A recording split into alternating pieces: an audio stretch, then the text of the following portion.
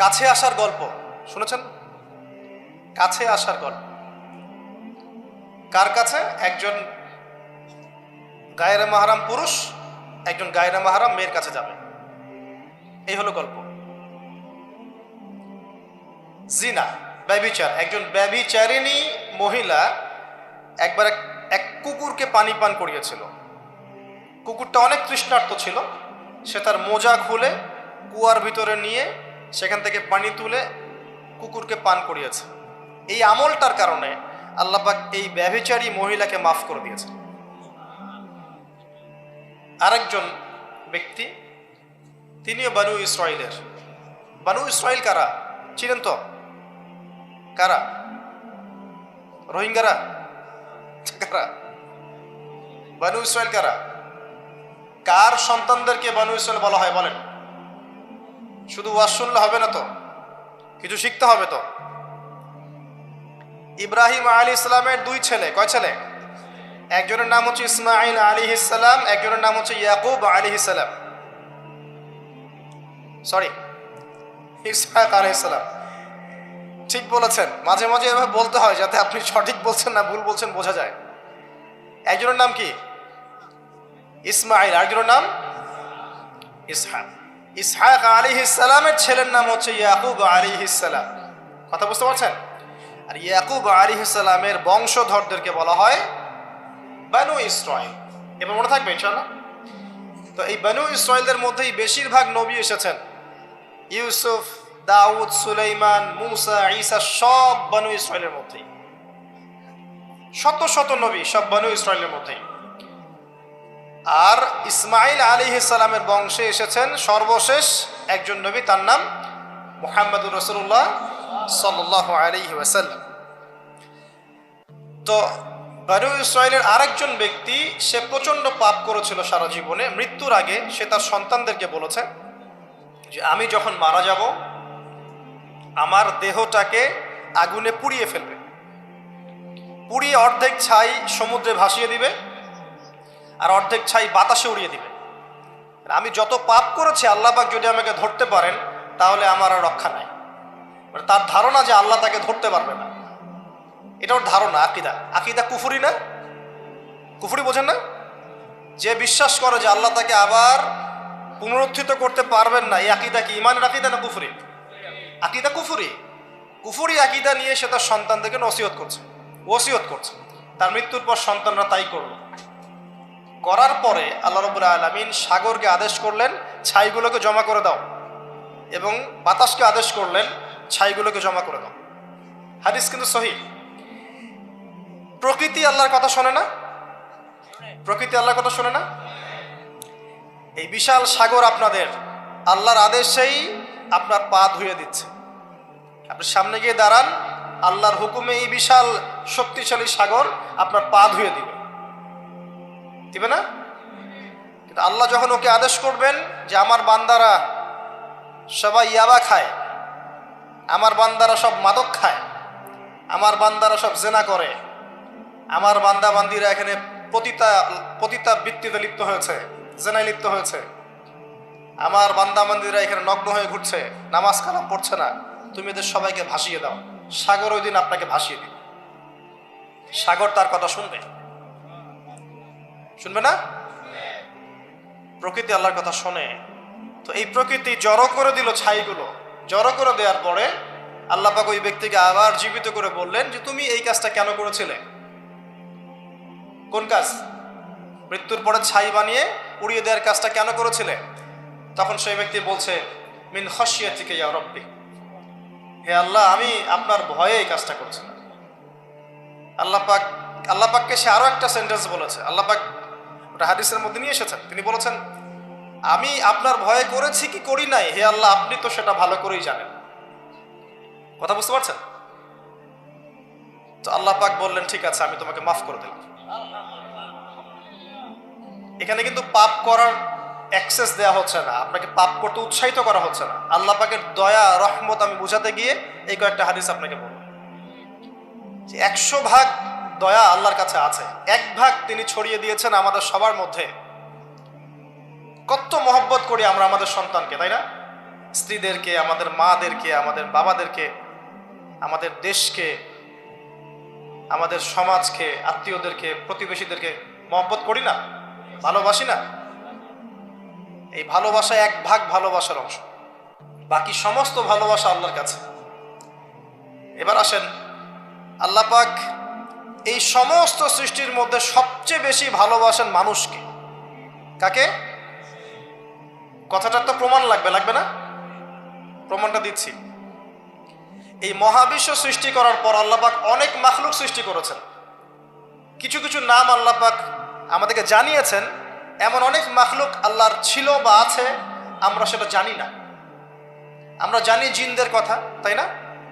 আমরা জানি ফেরেশতাদের কথা, তাই না? এই মহাবিশ্বে ফেরেশতারা আছে না? আমাদের এই পৃথিবীতে জিন জাতি আছে না? আছে। আর লক্ষ কোটি প্রজাতির মাখলুক তো আছেই। এই সমস্ত মাখলুকের মধ্যে আল্লাহ পাক মানুষকে সবচেয়ে বেশি ভালোবাসেন। কারণ আল্লাহ পাকের সবচেয়ে শ্রেষ্ঠ একটা সৃষ্টি আছে, জান্নাত। কি নাম? জান্নাত। এর চেয়ে বড় কোনো নিয়ামত আছে? এই জান্নাত কাদের জন্যে? মানুষের জন্যে। যাকে আপনি সবচেয়ে বেশি ভালোবাসবেন তার জন্য স্পেশাল একটা গিফট দিতে মন চায় না? চায় না? মনে করেন আপনি আপনার মাকে ভালোবাসেন, মন চায় না মাকে একটা সুন্দর বোরখা কিনে দেই, মায়ের থাকার জন্য একটা সুন্দর বাসা করে দেই, মায়ের টয়লেট করতে অসুবিধা না হয় টয়লেট সুন্দর করে দেই? মন চায় না? মন চায়। তো আল্লাহ পাক মানুষকে এত ভালোবাসেন যে মানুষের জন্য আল্লাহ পাক জান্নাত সৃষ্টি করেছেন। মানুষ আল্লাহ পাক কিন্তু মহাবিশ্ব সৃষ্টি করার পরপরই সৃষ্টি করেন নাই।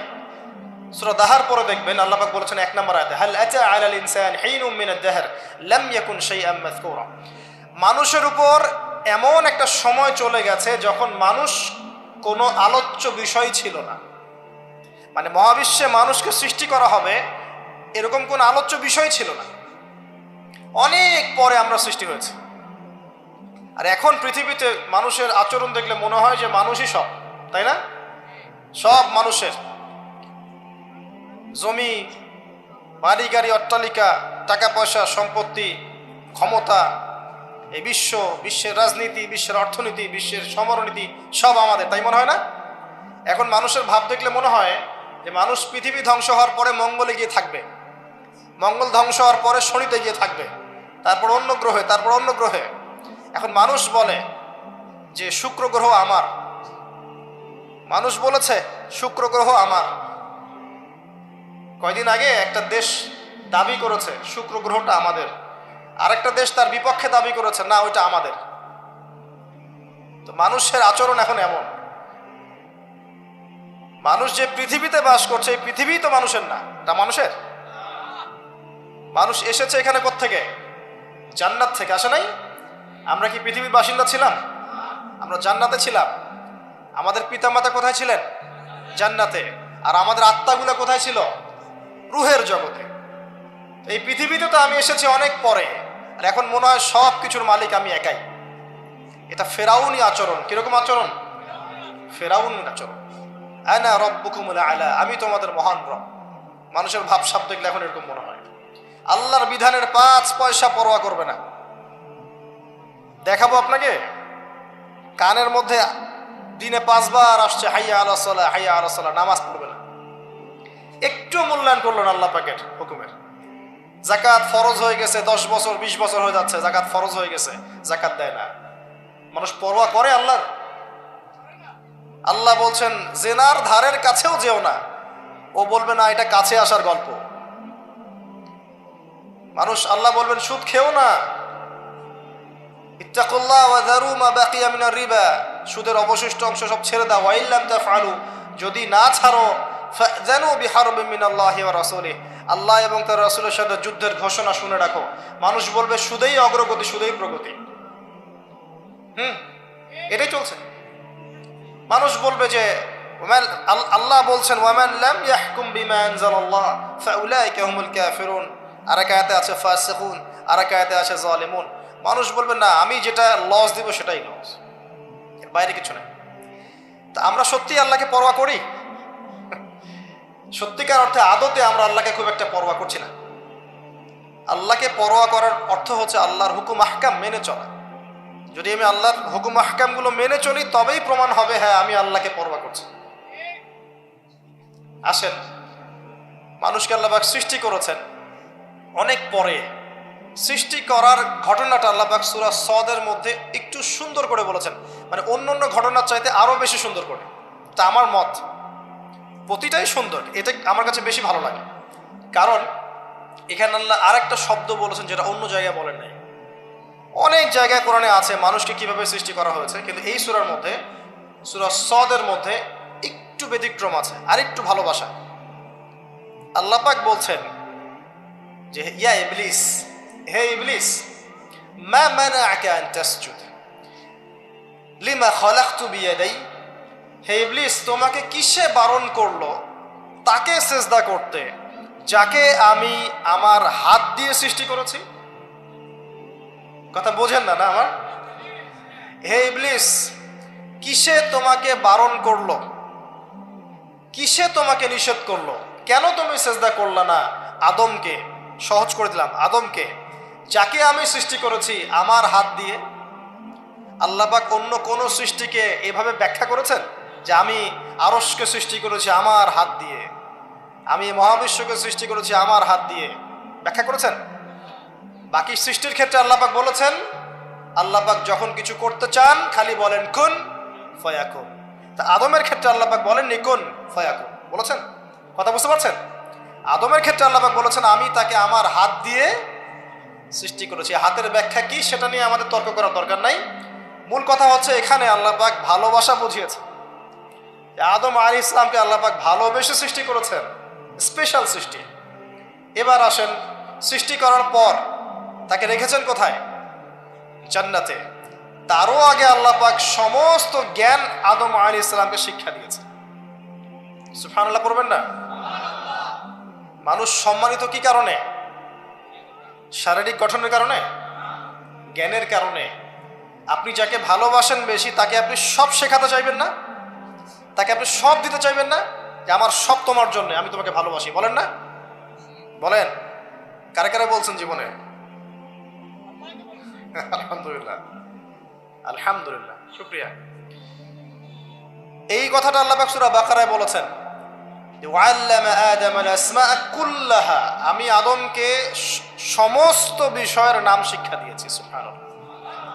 এমন শিক্ষা দিয়েছেন যে শিক্ষা আল্লাহ পাক ফেরেশতাদেরকেও দেননি। কারণ তিনি আদম আলাইহিস সালামকে উপস্থাপন করলেন এবং বললেন যে আম্বিউহুম বিআসমাইহিম, এই নামগুলো তুমি বলে দাও। ফেরেশতারা কিন্তু বলতে পারলো না। আদম আলাইহিস সালাম বললেন ফালাম্মা আম্বাহুম বিআসমাইহিম ক্বালা আলাম আকুল লাকুম ইন্নী আ'লামু গায়বাস সামাওয়াতি ওয়াল আরদ। আল্লাহ পাক প্রথমে ফেরেশতাদেরকে বললেন নামগুলো বলে দাও। ফেরেশতারা বলল লা ইলমা লানা ইল্লা মা আল্লামতানা, আপনি যতটুকু শিখিয়েছেন এর বাইরে আমরা জানি না। কিন্তু আদমকে বললেন আলাইহিস সালাম তুমি নামগুলো বলে দাও, তিনি সমস্ত নাম বলে দিলেন। সুবহানাল্লাহ। এবার আল্লাহ পাক বললেন আমি কি তোমাদেরকে বলি নাই যে আমি যা জানি তোমরা তা জানো না? কারণ ফেরেশতারা কি বলেছিল আগে, আতাজআলু ফিহা মান ইউফসিদু ফিহা ওয়া ইয়াসফিকু দিমা, আপনি কি এমন কোন সৃষ্টি পৃথিবীতে পাঠাতে চাচ্ছেন খলিফা করে যে পৃথিবীতে ফাসাদ সৃষ্টি করবে আর রক্তপাত ঘটাবে? ফেরেশতারা নেগেটিভ কথা বলেছিল। আল্লাহ পাক সেই ফেরেশতাদের সামনেই আদম আলাইহিস সালামকে সম্মানিত করলেন জ্ঞানের মাধ্যমে। কিসের মাধ্যমে? ফেরেশতারা যে কথাটা বলেছিলেন সেটা কিন্তু বাস্তব। পৃথিবীতে এখন কিন্তু মানুষ এই দুইটা কাজই করছে। বেশিরভাগ মানুষ কি করছে? হয় রক্তপাত ঘটাচ্ছে, না হলে ফিতনা ফাসাদ সৃষ্টি করছে। বুঝতে হলে আপনি দুই চোখ দিয়ে বিশ্বটাকে দেখেন। বিশ্বের প্রতিটা সেক্টর এখন ফাসাদ দিয়ে ভর্তি, প্রতিটা সেক্টর। এমন একটা লেভেলে চলে আসছে ফাসাদ যে একটা নিউক্লিয়ার ওয়েপন্স, একটা পারমাণবিক বোমা যদি ফাটে পৃথিবীতে, পৃথিবীর রূপরেখা চেঞ্জ হয়ে যাবে। আর এই বোমা নিশ্চয়ই জিন জাতি তৈরি করে নাই। কে তৈরি করছে? মানুষ। এর মধ্য দিয়ে কি মানবতার কল্যাণ হবে যদি একটাও ফাটে? কখনো 47-এর দিকে ফেটেছিল না দুইটা? কোথায় কোথায়? জাপানে, হিরোশিমায়, আর কোথায়? বোমাগুলোর নাম বলতে পারবেন? হ্যাঁ, মাশাআল্লাহ, মাশাআল্লাহ, লিটল বয় আর ফ্যাট ম্যান। যেটা শব্দের গতির চাইতেও বেশি গতিতে যেতে পারে। শব্দের হার্স কত আপনারা জানেন, সায়েন্সের ছাত্র আছেন এখানে, দেখবেন। যাই হোক, আমাদের মূল পয়েন্টটা হচ্ছে পৃথিবীতে মানুষ বিভিন্নভাবে ফাসাদ সৃষ্টি করছে এখন, সামরিকভাবে, ইকোনমিক্যালি, পলিটিক্যালি, এডুকেশন সেক্টরে, সংস্কৃতির নামে বিভিন্নভাবে মানুষ ফাসাদ সৃষ্টি করছে। দলিল আল্লাহ কোরআনেই দিয়েছেন, যাহারাল ফাসাদু ফিল বাররি ওয়াল বাহরি বিমা কাসাবাত আইদিন নাস। জলে স্থলে যত বিপর্যয় ছড়িয়ে পড়েছে এগুলো মানুষের হাতের কামাই। কার হাতের কামাই? আর আল্লাহর কথাকে আপনি চ্যালেঞ্জ করবেন? এটা সূরা রুমের মধ্যে আছে, পড়ে দেখেন। আসেন, আল্লাহ পাক মানুষকে জ্ঞান শিক্ষা দিলেন, এটা ভালোবাসা নিদর্শন। শুধু তাই না, এবার আল্লাহ পাক সমস্ত ফেরেশতাদের সামনে উপস্থাপন করে আল্লাহ পাক বলছেন যে ওয়াইজ কুলনা লিল মালাইকাতি ইসজুদু লি আদম, হে ফেরেশতারা তোমরা আদমকে এখন সেজদা করো। কি করো? সেজদা করো।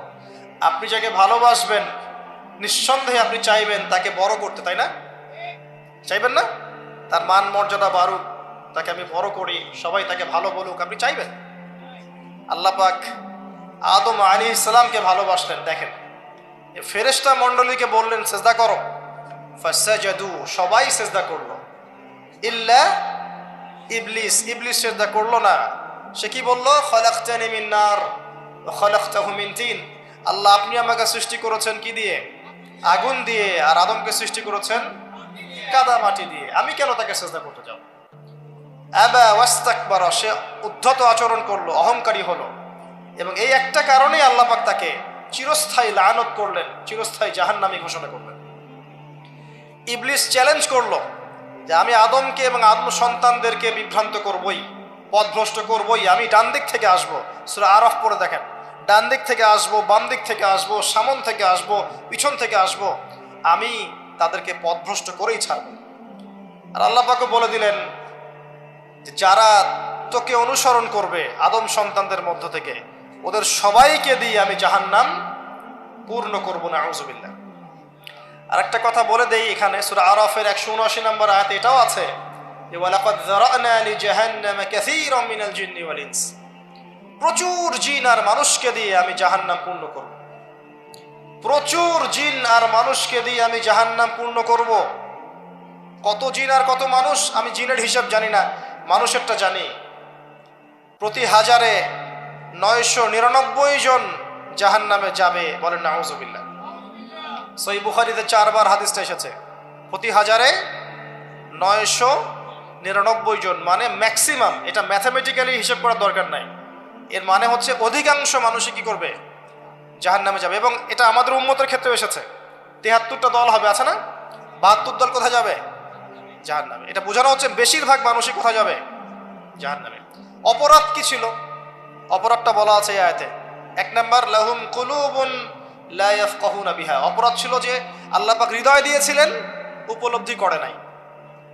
কলব দিয়েছিলাম, উপলব্ধি করেনি, জাহান্নামে যাওয়ার কারণ।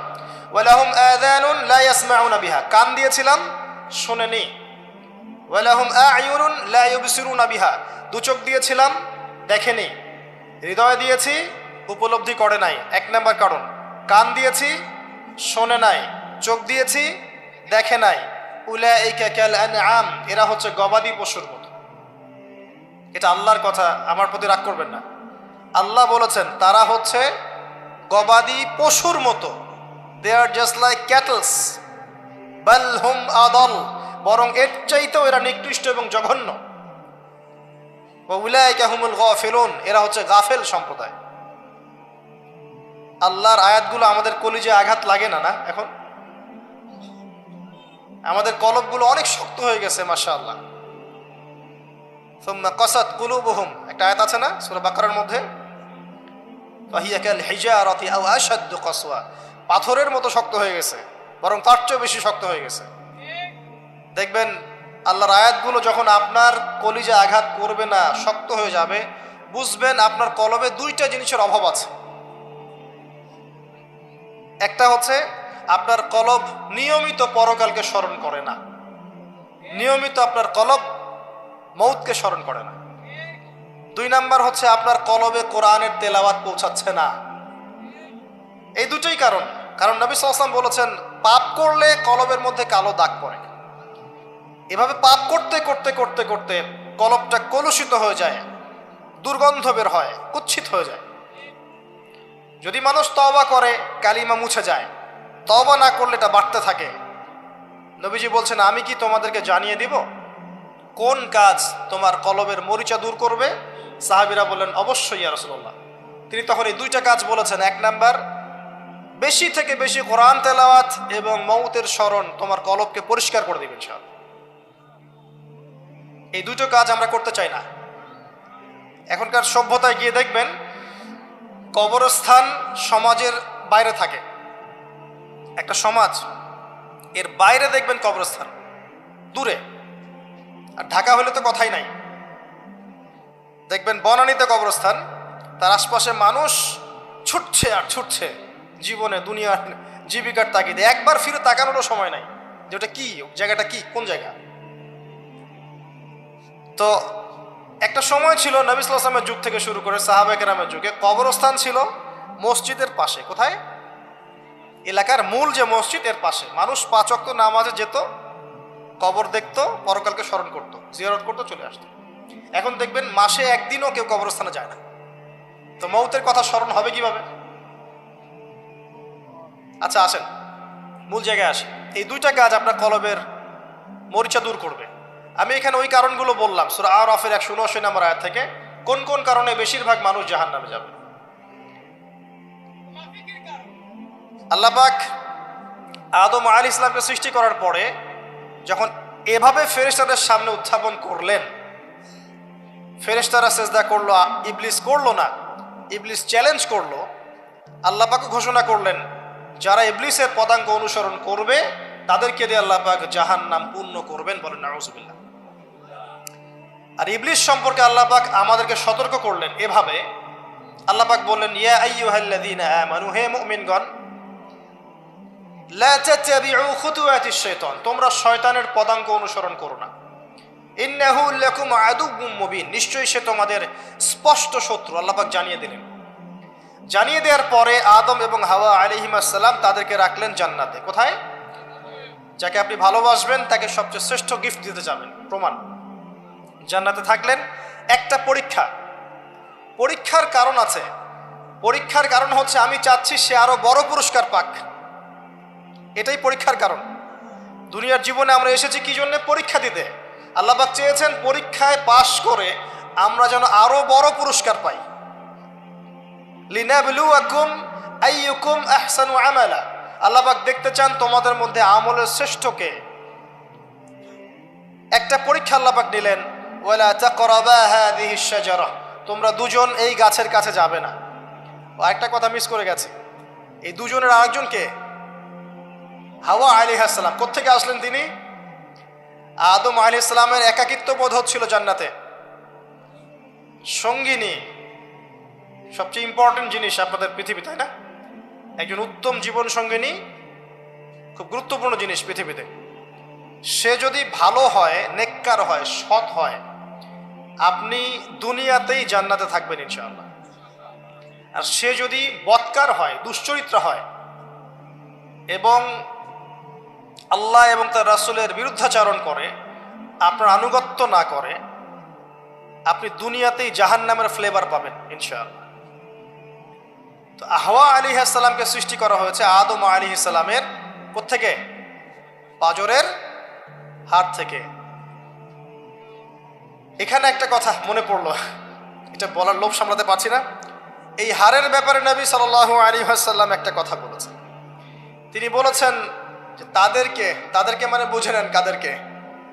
তাদেরকে সৃষ্টি করা হয়েছে বক্র হাড় থেকে, বাঁকা হাড় থেকে। কাদেরকে? যদি জোর খাটাতে চাও তাহলে হাড়টা পটাশ করে ভেঙে দেবে, আর যদি ওই অবস্থায় ছেড়ে দাও তাহলে সে বক্রই থেকে যাবে। তার সাথে উত্তম নসিহতের মধ্য দিয়ে জীবন পার করতে হবে, এবং এটা খুব ডিফিকাল্ট। দুনিয়াতে সবচেয়ে বড় পরীক্ষাগুলোর মধ্যে একটা এটা। বক্র হাড়কে নিয়ে জীবন চলা, এটা সবচেয়ে বড় পরীক্ষাগুলোর মধ্যে একটা। এখানে আল্লাহ পাক যার প্রতি রহম করবেন সে ইনশাআল্লাহ তাআলা দেখবেন দুনিয়াতেই জান্নাতের ফ্লেভার পাবে। আর দেখবেন যার ঘরে সৎ সৎ স্ত্রী নাই, বদকার স্ত্রী আছে, সেই পৃথিবীতেই জাহান্নামের স্বাদ পায়। বলেন নাউজুবিল্লাহ।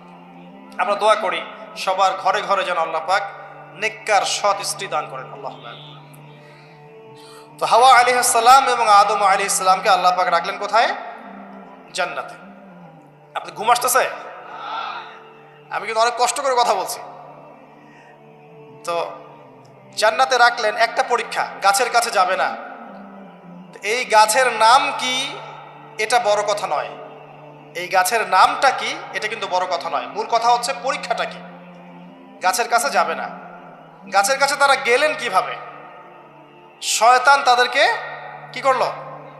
প্রলোভিত করলো। এক পর্যায়ে তারা আল্লাহর এই বিধানের কথাটা ভুলে গেলেন এবং সেই নিষিদ্ধ গাছের কাছে চলে গেলেন। এবার আল্লাহ রাব্বুল আলামিন এর আদেশ লঙ্ঘন করার কারণে আল্লাহ পাক নারাজ হলেন। নারাজ হওয়ার পরে আল্লাহ পাক তাদেরকে জান্নাত থেকে কি করলেন? পৃথিবীতে নামিয়ে দিলেন। নামিয়ে দেওয়ার আগে একটা ঘটনা ঘটেছে, সেটা হচ্ছে আদম আলাইহিস সালাম অপরাধ করার পরে প্রচন্ড রকমের অনুতপ্ত ছিলেন। তিনি এত অনুতপ্ত ছিলেন যে কোন ভাষায় তিনি আল্লাহর কাছে তওবা করবেন, কিভাবে আল্লাহর কাছে অনুশোচনা প্রকাশ করবেন, এই ভাষাটা পর্যন্ত তার জানা ছিল না। আল্লাহ পাক কোরআনে বলছেন ফাতালাক্কা আদামু মির রাব্বিহি কালিমাত ফাতাবা আলাইহি। আল্লাহ পাক আদম আলাইহিস সালামকে তওবার কালিমা শিখিয়ে দিলেন। সুবহানাল্লাহ।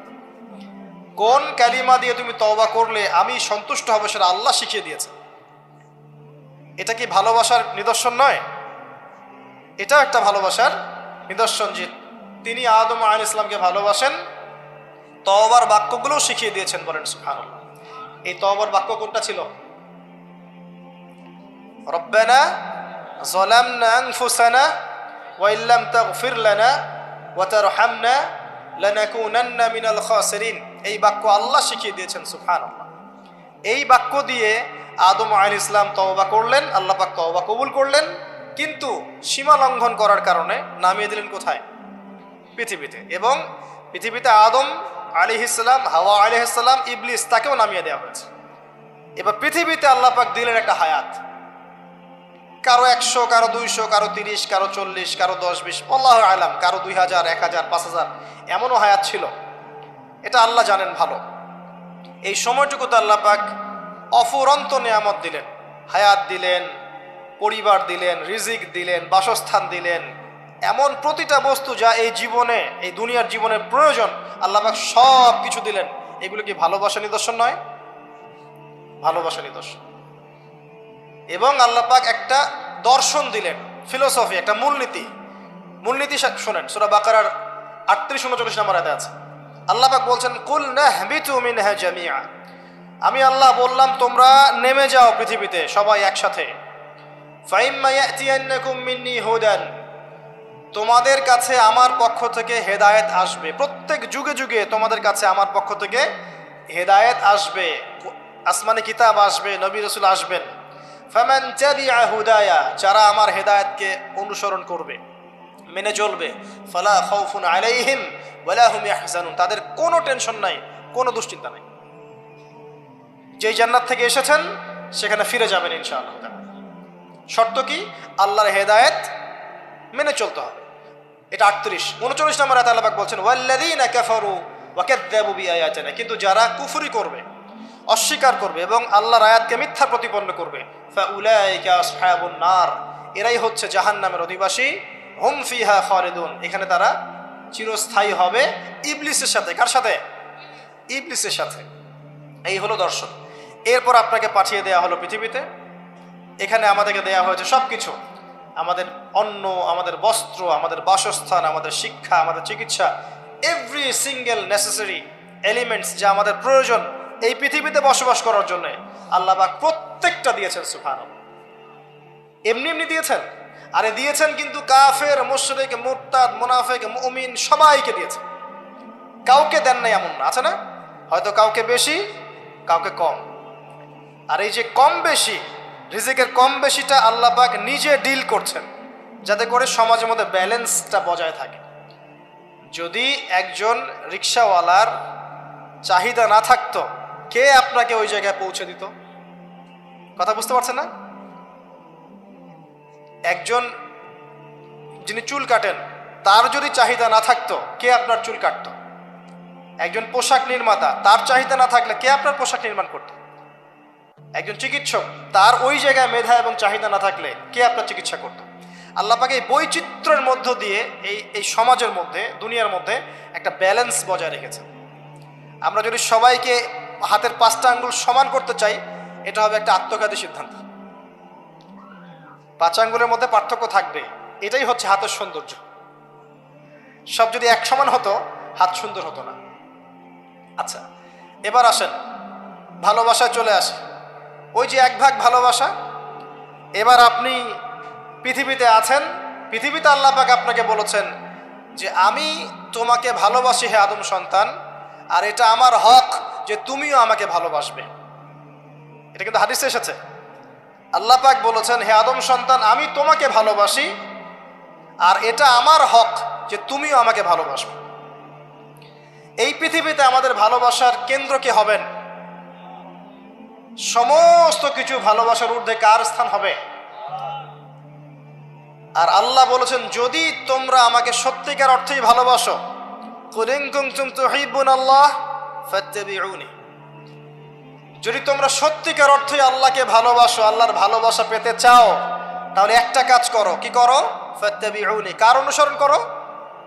মুহাম্মদুর রাসূলুল্লাহ সাল্লাল্লাহু আলাইহি ওয়াসাল্লাম। আপনি আর আমি আমাদের জীবনের প্রতিটা কাজ যদি মুহাম্মদ সাল্লাল্লাহু আলাইহি ওয়াসাল্লামের তরিকা মতো করি, আপনি প্রমাণ করে দিবেন, হে আল্লাহ, আমি তোমাকে ভালোবাসি, এবং আপনিও আল্লাহর ভালোবাসা পাবেন ইনশাআল্লাহ। শুধু তাই নয়, শুধু ভালোবাসাই নয়, ওয়া ইয়াগফির লাকুম যুনুবাকুম, তোমাদের সমস্ত পাপ মাফ করে দেব ইনশাআল্লাহ। আল্লাহু গফুর রহিম, আল্লাহ পাক হচ্ছেন পরম করুণাময়, অসীম দয়ালু। এখন নবী সাল্লাল্লাহু আলাইহি ওয়াসাল্লামকে অনুসরণ কিভাবে করবেন? ঘুমাবেন কার মতো? রাসূলের মতো। উঠবেন কার মতো করে? ওযু করবেন কার মতো? বাথরুমে যাবেন কার মতো? বের হবেন কার মতো? নামাজ পড়বেন কার মতো করে? তিলাওয়াত করবেন কার মতো? জিকির করবেন কার তরিকায়? ব্যবসা করবেন কার তরিকায়? চাকরি বাকরি কার তরিকায় করবেন? বিভিন্ন সেক্টরে দায়িত্ব কার মতো করে পালন করবেন? একজনই আপনার উসওয়াতুল হাসানাহ, লাকাদ কানা লাকুম ফি রাসূলিল্লাহি উসওয়াতুল হাসানাহ। একজনকে আল্লাহ পাক রোল মডেল করেছেন। একজনকে কি করেছেন? Role model. তাকে ফলো করলেই ইনশাআল্লাহ আপনি জান্নাতে চলে যাবেন। আর এটা কি শুধু জীবনের একটা ক্ষেত্রে করবেন, না সমস্ত ক্ষেত্রে করবেন? আল্লাহ তৌফিক দান করুন। আর নবী সাল্লাল্লাহু আলাইহি ওয়াসাল্লামকে যারা ভালোবাসেন, তাদেরকে আপনি ভালোবাসবেন। নবী সাল্লাল্লাহু আলাইহি ওয়াসাল্লামকে যারা ভালোবাসেন, তাদেরকে আপনি ভালোবাসবেন। যারা নবীকে ভালোবাসে না, তাকে কি ভালোবাসবেন? ভালোবাসার মানদণ্ড কি হবে? আল্লাহর জন্য ভালোবাসবো, আল্লাহর জন্যই ঘৃণা করব। এটা আল্লাহর জন্য কাছে আসা, আল্লাহর জন্যই দূরে যাওয়া। আরশের নিচে আল্লাহ পাক যে কয় শ্রেণীর মানুষকে আশ্রয় দিবেন, যে 7 শ্রেণীর মানুষকে, তার মধ্যে এক শ্রেণী আছে এমন 2 ব্যক্তি যারা পরস্পরকে শুধু আল্লাহর জন্য ভালোবাসে। কেউ যদি কাউকে আল্লাহর জন্য ভালোবাসে, তার উচিত তাকে জানিয়ে দেয়া যে হে অমুক ভাই, আমি আপনাকে আল্লাহর জন্য ভালোবাসি। অমুক দিনী বোনকে বলতে পারে, আমি আপনাকে আল্লাহর জন্য ভালোবাসি। 1 ভাগ ভালোবাসা দিয়ে পৃথিবী চলছে। এবার আসেন, এই দুনিয়ার জীবনে আল্লাহ পাক রিজিকের পাশাপাশি একজন আদর্শ দিলেন, উসওয়াতুল হাসানাহ দিলেন, তাকে ফলো করতে বললেন। এবং তিনি একমাত্র ব্যক্তি যাকে কবরে দেখানো হবে, প্রশ্ন করা হবে, মান হাযা রাজুল বুইসা ফীকুম। মনে রাখবেন, তিনি একমাত্র ব্যক্তি যিনি আপনার জন্য, আমার জন্য, কবিরা গুনাহগার ব্যক্তিদের জন্য কিয়ামতের মাঠে সুপারিশ করবেন। তিনি একমাত্র ব্যক্তি যিনি হাউজে কাউসারে পানি নিয়ে আমাদের জন্য অপেক্ষা করবেন। তিনি একমাত্র ব্যক্তি যার সুপারিশ আল্লাহ পাক কবুল করবেন ইনশাআল্লাহ আযজা ওয়া জাল। কিয়ামতের মাঠে যখন সবাই ইয়া নাফসি ইয়া নাফসি বলবে, তিনি একমাত্র ব্যক্তি যিনি বলবেন ইয়া উম্মতি ইয়া উম্মতি। অতএব আমরা সবাই যেন বিনা বাক্য ব্যয়ে মুহাম্মদ সাল্লাল্লাহু আলাইহি ওয়াসাল্লামকে আমাদের আদর্শ মেনে নেই এবং তার সুন্নত অনুযায়ী জীবনযাপন করার চেষ্টা করি। আল্লাহুম্মা আমিন। আল্লাহ তৌফিক দান করুন। এই দুনিয়ার জীবনে ওই 1 ভাগ ভালোবাসার মধ্যে আমরা কয়েক শ্রেণীর মানুষকে ভালোবাসি দেখেন। 1 নাম্বার পিতামাতা, তাই না? 2 নাম্বার স্ত্রী, 3 নাম্বার সন্তান সন্ততি, 4 নাম্বার আত্মীয় স্বজন, পাড়া প্রতিবেশী, এবং আমরা যে দেশে থাকি সে দেশকে ভালোবাসি না? ভালোবাসি। এই ভালোবাসাগুলো কিন্তু বৈধ। এই ভালোবাসাগুলো কি বৈধ? এখানে একটা বিষয় বুঝতে হবে যে ভালোবাসার ঘৃণা করার মানদণ্ড কে দিবে? আল্লাহ এবং তার রাসূল এই মানদণ্ডে ভালোবাসবেন। যে ভালোবাসা বা যে আবেগ আল্লাহ এবং তার রাসূলের বিধানের অনুকূলে যায় না সেটা কি করবেন? দুটো বিষয়, পবিত্র ভালোবাসা, আল্লাহ কর্তৃক স্বীকৃত বৈধ ভালোবাসা, এটা একটা। আর একটা এর বিপরীত শক্তি শয়তান কর্তৃক স্বীকৃত ভালোবাসা। আমার কথাটা একটু গভীরভাবে বোঝেন। একটা হচ্ছে আল্লাহর পক্ষ থেকে স্বীকৃত বৈধ ভালোবাসা, এর বিপরীতে হচ্ছে একটা প্রবৃত্তিগত পাশবিক দাসত্ব শয়তান কর্তৃক স্বীকৃত। কথা বুঝতে পারছেন?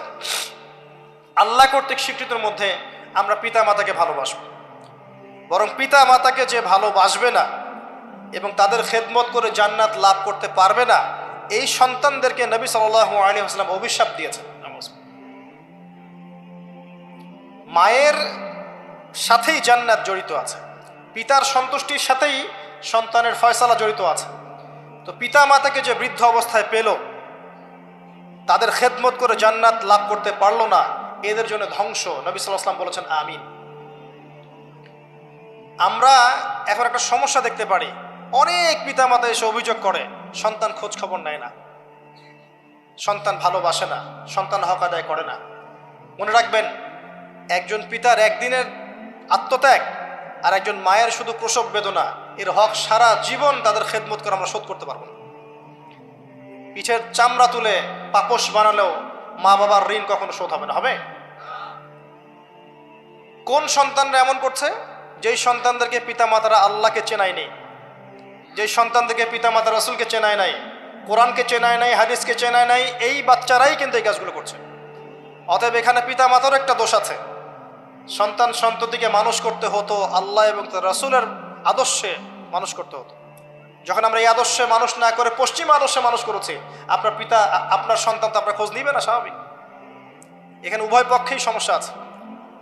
আমরা রিকোয়েস্ট করবো পিতা মাতাদেরকে সন্তান সন্ততিদেরকে মানুষ করেন নবী সাল্লাল্লাহু আলাইহি ওয়াসাল্লামের সুন্নাহ মোতাবেক। এবং আমাদের যে জেনারেশন আমরা আছি, যারা যুবক আছি, আমাদের উচিত হবে এটা মনে রাখা যে আমরাও একদিন পিতামাতা হব। আজকে আমরা যা করছি আমাদের পিতামাতার সাথে, কালকে আমাদের সন্তানরাও কিন্তু আমাদের সাথে এটাই করবে, মনে রাখবেন। অতএব পিতামাতার হক আদায় করুন আল্লাহ এবং তার রাসূলের পরেই আপনার পিতামাতার হক। ওয়া ক্বাদা রাব্বুকা আল্লা তা'বুদা ইল্লা ইয়্যাহ ওয়া বিল ওয়ালিদাইনি ইহসানা ইম্মা ইয়াবলুগান্না ইনদাকা আল-কিবরা আহাদুহুমা আও কিলাহুমা ফালা তাকুল লাহুমা উফফিন ওয়া লা তানহারহুমা ওয়া কুল লাহুমা কাওলান কারীমা ওয়াহফিজ লাহুমা জানাহা আয-যুল্লি মিনার রাহমা ওয়া কুর রাব্বিরহামহুমা কামা রাব্বায়ানি সগীরা। এই দোয়াটা আমরা সবাই বেশি বেশি করব, আল্লাহ পাক তৌফিক দান করুন। এই ভালোবাসা বৈধ নয় কি? এটা বৈধ ভালোবাসা নয়? এই ভালোবাসলে আপনি নেকি পাবেন, আল্লাহ সন্তুষ্টি পাবেন ইনশাআল্লাহ। এবার আসেন সন্তানদেরকে ভালোবাসা, এটা বৈধ নয়? সন্তানদেরকে যদি এই উদ্দেশ্যে ভালোবাসি যে এই সন্তানরা বড় হয়ে আল্লাহর পথের দায়ী হবে, আলেম হবে, দ্বীনের খেদমত করবে, মানুষের কল্যাণ করবে, সুনাগরিক হবে, ভালো মানুষ হবে, এই সন্তান আমার জন্য সদকায়ে জারিয়ার মাধ্যম হবে না? হবে ইনশাআল্লাহ। এই সন্তানকে মানুষ করতে গিয়ে ভালোবাসা বৈধ, এর জন্য আপনি নেকি পাবেন ইনশাআল্লাহ তাআলা। বোনকে ভালোবাসেন না? বোনের ইজ্জত সম্মানের জন্য জীবন দিতে প্রস্তুত হন না? এটা ভালোবাসা বৈধ নয় কি? বৈধ। মেয়েকে ভালোবাসেন না? মেয়ের ভালোবাসার জন্য মেয়ে একটা কিছু চেয়েছে, আপনার সামর্থ্য না থাকলেও বেতনের টাকা জমিয়ে হলেও তাকে দেন না? এটা ভালোবাসা বৈধ নয়? নবী সাল্লাল্লাহু আলাইহি ওয়াসাল্লাম তার মেয়ে ফাতিমা রাদিয়াল্লাহু আনহাকে ভালোবাসতেন না? কলিজার টুকরা ছিলেন না? তিনি তার স্ত্রীদেরকে ভালোবাসতেন না? এটার জন্য নেকি পাবেন। সন্তানদেরকে ভালোবাসলে নেকি পাবেন। কোরআনে এবং হাদিসে অনেক দলিল আছে। কিন্তু ওই যে নূহ আলাইহিস সালামের কথা মনে আছে? তার সন্তান যে কাফের অবস্থায় ডুবে মরল, মনে আছে? তারপরেও আল্লাহর কাছে দোয়া করছেন, আল্লাহ আমার পরিবারটাকে মাফ করে দাও। আল্লাহ পাক ধমক দিয়ে বলছেন, লাইসা মিন আহলিক, সে তোমার পরিবারের কেউ না। আম কুনতুম শুহাদা ইয হাদারা ইয়াকুব আল মাউত, ইয়াকুব আলাইহিস সালামের কথা মনে আছে? যখন তিনি মারা যাচ্ছেন, তিনি বলছেন সন্তানদেরকে ডেকে, মা তা'বুদুনা মিন বা'দি, আমার পরে কার ইবাদত করবে তোমরা? সন্তানকে ভালোবাসার নিদর্শন নয় এগুলা? লোকমান হাকিম তার সন্তানকে বোঝাচ্ছেন, ইয়া বুনাই লা তুশরিক বিল্লাহ, শিরিক করো না, শিরিক সবচেয়ে বড় জুলুম। নামাজ কায়েম করো, সৎ কাজের আদেশ করো, অসৎ কাজে নিষেধ করো। সন্তানকে ভালোবাসার হয়? ইউসুফ আলাইহিস সালামের পিতা সন্তানকে ভালোবাসতেন না? আমরা তো সূরা ইউসুফকে মনে করি ইউসুফ জুলাইখার গল্প, তাই না? এটা ইউসুফ আর জুলাইখার প্রেম কাহিনী নয়। সূরা ইউসুফ তার পিতার সাথে তার ছেলের প্রেম কাহিনী। ভালো করে সূরা ইউসুফ বোঝেন। সূরা ইউসুফ পিতার সাথে সন্তানের মহব্বতের কাহিনী। ভালো করে পড়তে শেখেন আর বুঝতে শেখেন। যখন তিনি কাঁদতে কাঁদতে অন্ধ হয়ে গেছেন ছেলের জন্যে, ইয়াকুব আলাইহিস সালাম কাঁদতে কাঁদতে ছেলের জন্য অন্ধ হয়ে গেছেন, প্রায় চোখ নষ্ট হয়ে গেছে, ইউসুফ আলাইহিস সালাম তার একটা রুমাল বা কাপড়ের টুকরা পাঠালেন হাদিয়া। মনে আছে? মনে আছে? আসছে কাপড়, আর তার বাবা যোজন যোজন দূর থেকে বলছেন যে আমি ইউসুফের গন্ধ পাচ্ছি এখান থেকে। কি ভালোবাসা না? কোরআনে অনেক। মূসা আলাইহিস সালামের মা, আল্লাহ পাক বললেন মূসা আলাইহিস সালামকে ভাসিয়ে দিতে, বাচ্চা মূসা ভাসাতে, সিন্ধুকে ভাসাতে তার হৃদয়টা ব্যাকুল হয়ে যাচ্ছে। আল্লাহ পাক তার কলবটা শান্ত করলেন, ওয়াহি করলেন, ভাসিয়ে দাও। ওই বাচ্চাকে তুলে নিল ফেরাউনের স্ত্রী, সেখানে লালিত পালিত হতে থাকলো সন্তান। মূসা আলাইহিস সালামের বোন পিছু পিছু ধাওয়া করলো, তারপরে বলল আমি কি এমন কারো খবর দিব যে এই বাচ্চাকে দুধ পান করাবে? পরে এই বাচ্চাকে তার মায়ের কাছে আল্লাহ পাক ফিরিয়ে দিলেন, দেখছেন? এবং যখন একটা কি জানি, ওয়ারাজa'নাকা ইলা উম্মিক কাই তাকাররা আইনুহা ওয়ালা তাহজান, এটা আমি মূসা তোমাকে ফিরিয়ে দিয়েছিলাম তোমার মায়ের কাছে, যাতে তোমার মা তোমাকে পেয়ে তার চক্ষু শীতল করতে পারে। ভালোবাসা না? কোরআন হাদিস ঘাটতে থাকেন, দেখেন বৈধ ভালোবাসার কত নিদর্শন আছে, এবং এগুলো বৈধ, এগুলোতে আপনি নেকি পাবেন। বাবার প্রতি ভালোবাসা, সন্তানের প্রতি ভালোবাসা, আপনার স্ত্রী সন্তানের প্রতি ভালোবাসা, আপনার স্ত্রীর প্রতি, আপনার প্রতিবেশীর প্রতি, আত্মীয়তার হক রক্ষা করলে, আপনি দেশের খেদমত করলে, জাতিকে ভালোবাসলে আপনি নেকি পাবেন, কল্যাণে কাজ করলে নেকি পাবেন ইনশাআল্লাহ। এবার এর বিপরীতে শয়তান, শোনেন এই জায়গাটা একটু ভালো করে বোঝেন, এটা লাস্ট অংশ। শয়তান চেয়েছে কি? যাতে করে আদম সন্তানদেরকে জাহান্নামে নিয়ে যেতে পারে। এই জন্য পবিত্র ডিভাইন বৈধ ভালোবাসার বিপরীতে সে কিছু প্রবৃত্তিগত চাওয়া দিয়েছে আপনাকে, প্রবৃত্তিগত আবেগ, কিছু অনুভূতি, কিছু পাশবিক দাসত্ব দিয়েছে। যদি আপনি এই অবৈধ পথে পা বাড়ান, তাহলে এই ভালোবাসাগুলোর বিনিময়ে কোনো নেকি তো হবেই না, বরং আপনার জাহান্নামের ফয়সালা হয়ে যাবে। নাউযুবিল্লাহ। শয়তান দুরকম, মানুষ শয়তান, জিন শয়তান। এর পাশাপাশি আছে শেষ জামানার সবচেয়ে বড় ফিতনা মসিহুদ দাজ্জাল এবং তার অনুসারীরা। সবকিছু মিলে তারা আপনার সামনে কয়েকটা টোপ দিয়ে দিয়েছে। এক নাম্বার, আপনাকে দিয়েছে দুনিয়ার প্রতি ভালোবাসা। এক নাম্বার, দুনিয়ার প্রতি ভালোবাসা। যে দুনিয়াকে ভালোবাসবে সে হালাক হয়ে যাবে। যার কলবের মধ্যে দুনিয়ার প্রতি আসক্তি আর ভালোবাসা আছে, সে কখনো 100% মন দিয়ে আল্লাহর ইবাদত করতে পারবে না। এক নাম্বার, বেঁচে থাকতে হবে কি থেকে? দুনিয়ার প্রতি আসক্তি ভালোবাসা থেকে। এটা এক নাম্বার। দুই নাম্বার, অর্থ সম্পদ এগুলোর প্রতি ভালোবাসা, মোহ। আলহাকুমুত তাকাসুর হাত্তা যুরতুমুল মাকাবির কাল্লা সাউফা তা'লামুন সুম্মা কাল্লা সাউফা তা'লামুন। সূরাটা তো আমার চেয়ে আপনারা ভালো জানেন। শেষে কি আছে? সুম্মা লা তুসআলুন্না ইয়াওমাইযিন আনিন নাঈম। যে টাকা পয়সার প্রতি ভালোবাসা শয়তান ঢুকিয়েছে। আরো ঢুকিয়েছে শয়তান মাদকের প্রতি ভালোবাসা, মাদকের প্রতি আসক্তি, ভালো লাগে মাদক খেতে, একটা ভালোবাসা কাজ করে। ঢুকিয়েছে মিউজিকের প্রতি ভালোবাসা, হারাম মিউজিকের প্রতি ভালোবাসা, ভালো লাগে, মন নাকি শান্ত হয়। আর সবচেয়ে ডেঞ্জারাস যেটা ঢুকিয়েছে সেটা হচ্ছে এমন মেয়ের প্রতি আসক্তি, এমন নারীর প্রতি আসক্তি যে আসক্তিটা আল্লাহ পাক হালাল করেন নাই, অর্থাৎ গায়রে মাহরাম মেয়ের প্রতি আসক্তি। এটা এক নাম্বার, কারণ আল্লাহ পাক সূরা আলে ইমরানে বলেছেন যুয়্যিনা লিন-নাস হুব্বুশ শাহওয়াতি মিনান নিসা, যে কয়টা বিষয়ের প্রতি মানুষের আসক্তি থাকে তার প্রথমটা হচ্ছে নিসা বা মহিলা, পরে অন্য অন্য টাকা পয়সা, ধন দৌলত, সোনা চাঁদি এগুলো পড়ে। আর এটাকে শয়তান সবচেয়ে বড় অস্ত্র হিসাবে ইউজ করেছে। মনে করে দেখেন, যত বড় বড় সম্প্রদায় ছিল এদের প্রধান প্রধান ফিতনাগুলো ছিল নারী কেন্দ্রিক। এমনকি নবীজি বলেছেন বনু ইসরাইলের মধ্যে প্রথম ফিতনা হয়েছে কি কেন্দ্রিক? নারী কেন্দ্রিক। আর আমি আমার উম্মতের মধ্যে নারীর চেয়ে বড় কোনো ভয়ঙ্কর ফিতনা ছেড়ে যাচ্ছি না। শয়তান এই কয়েকটা ফিতনা, আপনার দুনিয়ার আসক্তি, টাকা পয়সা, ভোগবিলাস, বাড়ি গাড়ি, ব্যাংক ব্যালেন্স, স্ট্যাটাস, ক্ষমতার ভালোবাসা, আপনার মাদকের ভালোবাসা, গান বাজনার প্রতি ভালোবাসা, অশ্লীলতা, বেহায়াপনা, জেনা আর হারাম রিলেশনশিপ, এগুলোর প্রতি শয়তান আসক্তি সৃষ্টি করেছে। এটা হচ্ছে ভালোবাসা নয়, এটা হচ্ছে পাশবিক প্রবৃত্তিগত একটা দাসত্ব। আমার কথা কি বোঝা যায়? ল্যাঙ্গুয়েজ একটু ডিফিকাল্ট মনে হয়। এটা কিন্তু বৈধ ভালোবাসা নয়, যে ভালোবাসলে আপনি নেকি পাচ্ছেন। দুনিয়ার প্রতি আসক্তি থাকলে নেকি পাবেন, পিতা মাতাকে ভালোবাসলে নেকি পাবেন। টাকা পয়সা, ব্যাংক ব্যালেন্স, বাড়ি গাড়ির প্রতি আসক্তি, মোহ থাকলে নেকি পাবেন, ফিতনায় পড়ে যাবেন। কিন্তু আপনি সন্তানকে ভালোবাসলে নেকি পাবেন।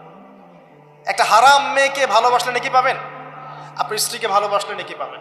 স্ত্রীর মুখে ভাত তুলে দিলে নেকি পাবেন, স্ত্রীর মুখে খাবার তুলে দিলে নেকি পাবেন, তার দিকে তাকালে আপনি নেকি পাবেন, তাকে আদর করলে নেকি পাবেন, তার সাথে অন্তরঙ্গ সময় কাটালে আপনি নেকি পাবেন। আপনি মাদক, এই যে গান বাজনা, পর্নোগ্রাফি, মানে ক্ষমতার দাপট, এই বিষয়গুলোকে ভালোবাসলে নাকি পাবেন, নাকি মায়ের সেবা করলে নাকি পাবেন? বৈধ ভালোবাসা, অবৈধ আসক্তি। এখন এই অবৈধ আসক্তিগুলোর মধ্যে একটা হচ্ছে হারাম মেয়েদের প্রতি ভালোবাসা, যেটা এখন এই মুসলিম সমাজের মহামারী বলা যায়। অন্য পয়েন্টসগুলো আজকে আমি বলার সময় পাচ্ছি না। এগুলো নিয়ে অনেকদিন বলেওছি, ইনশাল্লাহ আগামীতে বলবো। দুনিয়া, মাদক, অন্যান্য বিষয়গুলো পরে টাচ করবো ইনশাল্লাহ। আজকে যে বিষয়টা নিয়ে কথা বলার বেশি দরকার, যেহেতু আগামীতে একটা সময় আসছে যখন এই বিষয়টাকে নিয়ে মানুষ বেশি পাপে লিপ্ত হবে, এই জন্য বলছি। এটা হচ্ছে হারাম ভালোবাসা, আল্লাহ পাক বৈধ করেননি। এমনকি কথা বলার সময় আল্লাহ পাক বলেছেন একজন গায়রে মাহরাম মেয়ে যেন পর্দার আড়াল থেকে কথা বলে, কিছু চাইতে হলে যেন পর্দার আড়াল থেকে চায়, এবং গলার ভয়েসটা যেন কর্কশ হয়। আল্লাহ লিমিটেশনগুলো দেখেন আর বাস্তবতা দেখেন। আল্লাহ পাকের লিমিটেশন হচ্ছে এরকম যে একজন মেয়ে যে আমার স্ত্রী নয়, তার সাথে আপনি ফোনে কথা বলতে পারবেন না, প্রেমালাপ করতে পারবেন না, আপনি তার দিকে কামনার দৃষ্টিতে তাকাতে পারবেন না, আপনি তাকে স্পর্শ করতে পারবেন না, তার সাথে নির্জনে কোথাও সময় কাটাতে পারবেন না। আল্লাহর বাইন্ডিংসগুলো দেখেন। একজন নারীর সাথে ফোনে কথা বললেই কিন্তু সেক্সুয়াল সম্পর্ক হয় না, হয়। একজন গায়রে মাহরাম মেয়ের সাথে যদি আপনি বসে কফি খান, তাহলে কিন্তু যৌন সম্পর্ক স্থাপিত হয়নি, এখন হয়। তারপরেও আল্লাহ রাব্বুল আলামিন বলছেন ওয়ালা তাকরাবুজ জিনা, এটার নাম আল্লাহ দিয়েছেন জিনা, আর বলছেন করো না এমনটা নয়, বরং ধার কাছেও যেও না। মানে একটা সীমারেখা দেয়া আছে, একটা মাঠ, এর চারপাশে একটা বাউন্ডারি দেয়া আছে। বাউন্ডারি পর্যন্ত আল্লাহ বলছেন মাঠে ঢুকো না, এমনটা বলছেন না। আল্লাহ বলছেন মাঠের বাউন্ডারির কাছেও যেও না। কথা বুঝতে পারছেন? ফল খেও না, না ওয়ালা তাকরাবা হাদিহিশ শাজারা, এই গাছটার কাছেও যেও না।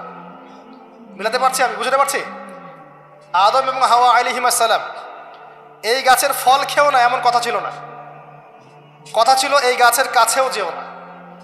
একই কথা আল্লাহ বলছেন জেনা করো না নয়, ওয়ালা তাকরাবু জিনা, জেনার কাছেও যেও না। এখন এটা হচ্ছে আল্লাহর নিষেধাজ্ঞার একটা বাইন্ডিংস, লস, একটা পিলার, একটা বাউন্ডারি। আর আপনি বাস্তবতা দেখবেন ভিন্ন, যে গায়রে মাহরাম ছেলে মেয়ে এরা অ্যাডাল্ট, এদের যৌন চাহিদা আছে, সেক্সুয়াল চাহিদা আছে, একে অপরের সাথে কোনো মাহরামের সম্পর্ক নাই। এরা পড়াশোনার নামেই হোক, চাকরি বাকরির নামেই হোক, ভ্যালেন্টাইন্সের নামেই হোক, যে কোনো নামেই হোক, এরা একে অপরের সাথে মিলেমিশে একাকার। এরা কথা বলছে, কথা বলার পরে আরও কাছে যাচ্ছে, ভালোবাসার প্রণয় বিনিময় করছে, এক পর্যায়ে কফি খাচ্ছে, ডেটিংয়ে যাচ্ছে, ঘুরছে ফিরছে, এই করতে করতে করতে এক পর্যায়ে তারা হারাম জেনায় লিপ্ত হয়ে গেল, বিছানায় চলে গেল। এই সম্পর্কের পর দেখা যায় সম্পর্ক ব্রেকআপ, শেষ। এবং এই ঘটনাগুলোর নাম দিচ্ছি আমরা কাছে আসার গল্প। কার কাছে? যার কাছে আল্লাহ যেতেও নিষেধ করেছেন, বলে তাকরাবুজ জিনা। আর আমরা বলছি না, কাছে আসারই গল্প। কাছে আসার গল্প হতে পারে মায়ের সাথে, মায়ের কাছে আসার গল্প হতে পারে, স্ত্রীর কাছে আসার গল্প হতে পারে, আমার সন্তানের কাছে আসার গল্প হতে পারে, দেশের কাছে আসার গল্প হতে পারে। কিন্তু হারাম জেনার কাছে আসার কোনো গল্প হতে পারে না। কি হতে পারে?